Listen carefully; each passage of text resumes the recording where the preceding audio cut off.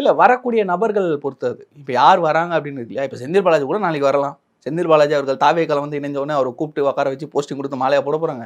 அப்படிலாம் கிடையாது. வரக்கூடிய நபர்கள். இப்ப வந்தவர்கள பத்தின எதனா ஒரு நெகட்டிவ் நியூஸ் இருக்கா? எதுவும் கிடையாது. மேபி அவங்க ஆட்சியில இருக்கும்போது ஏதாவது நடந்திருக்கலாம்.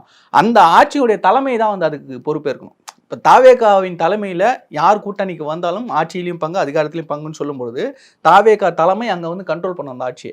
இங்க ஊழல் நடக்காம வெளிப்படையான, டிரான்ஸ்பரண்டான ஒரு ஆட்சிய வந்து தாவேகா குடுக்கும். நீங்க அது கூட இருக்கக்கூடிய கூட்டணி கட்சிகள் செய்யற தவிர தாவேகாவே கேட்கும்.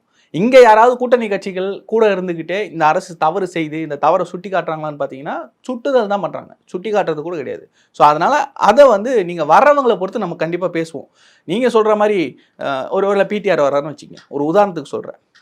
சமீபத்தில அவருக்கும் திமுகவுக்குமே பல முரண்கள் இருக்கு. சட்டமன்றத்தில அவருடைய வெளிப்பாடுகள்லாம் பார்த்துருக்கோம். மக்கள்கிட்ட அவருக்கு இருக்கிற ஆதரவ பார்த்துருக்கோம். அவர் வர்றாருன்னா நீங்க என்ன விமர்சிக்க போறீங்களா? திமுகல இருந்து வர்றாரு நீங்க எப்படி சேர்க்க போறீங்க? நான் உதாரணத்துக்கு தான் சொல்றேன். அதுக்காக நீங்க பிடிஆர் வந்துருவாரா